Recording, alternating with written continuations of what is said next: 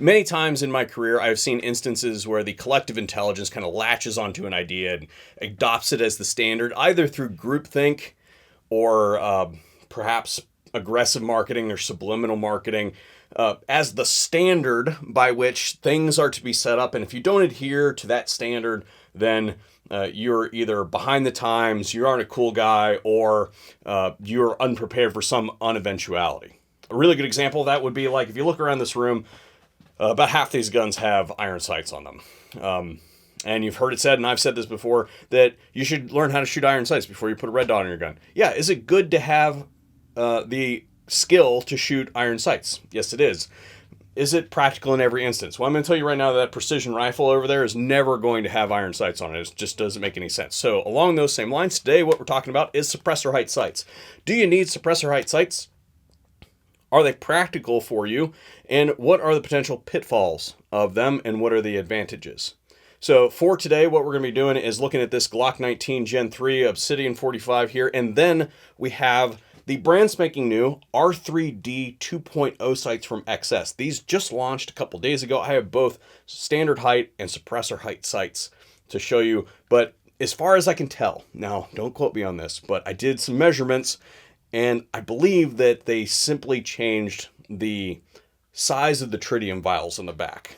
That said, we also have some serrations back here to cut down the glare. The rear sight is swooped the right way so it doesn't catch on your clothing, and it is set up to be able to rack off your belt and things like that. Big photoluminescent ring in the front, orange, yellow, and green, and then of course the tritium vial in there as well. All the cool images there for you guys to see that.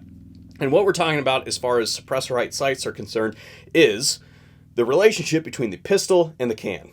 If you have a chunky slide, as in you've got a lot of space between the center line of the bore of your gun and the top of the slide, then you may not need suppressor height sights. And what it really depends on is when you throw those sights up, can you see the target? Not are your sights over top of the can body. It doesn't necessarily need to be that way, particularly if you're talking about relatively crude pistol shooting. You're not talking about shooting tiny little targets at like 100 yards, which you're probably not doing with a suppressed pistol anyway.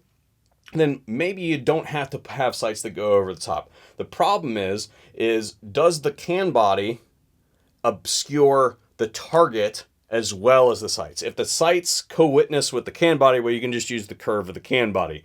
But if that is not the case, then you're going to need some suppressor height sights. This is a Glock 19 Gen 3, as I mentioned, and in this setup, it absolutely does need these R3D Gen 2 suppressor height sights to be able to be used. Now, the problem with suppressor height sights, if you aren't using them, is it increases the height over bore deviation. Just like your AR that has 2 inches between the height of the sights and the bore of the gun, the closer you get, the more deviation is going to be between the height of the sights and the bore.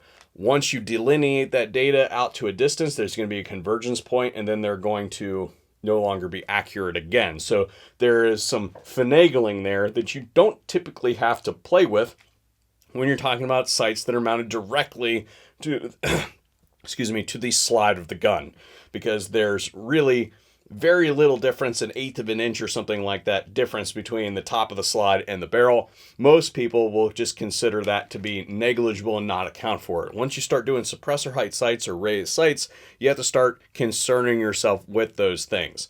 But that said, other than those concerns, they should operate generally identical.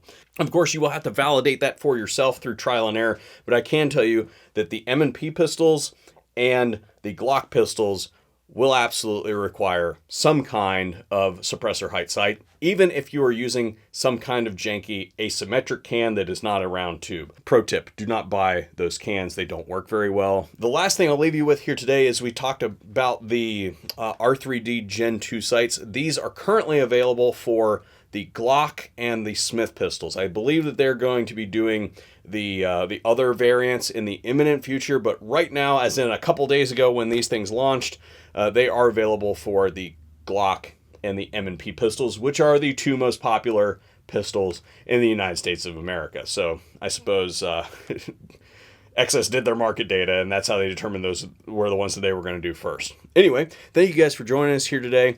And that is the answer to whether or not you need suppressor height sights or not.